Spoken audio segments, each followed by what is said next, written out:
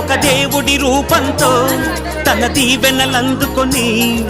ముసి ముసి నవ్వుల విరిసిన పువ్వుల పల్లె జల్లు మంది ఆ వెలసిన దేవుడి ముంగిట నిలబడి తలలు వంచుకుంది.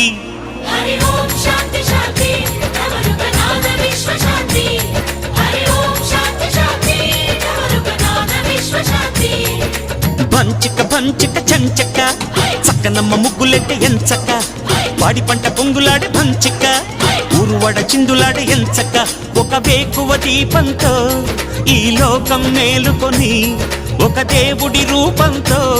తన దీవెనలందుకొని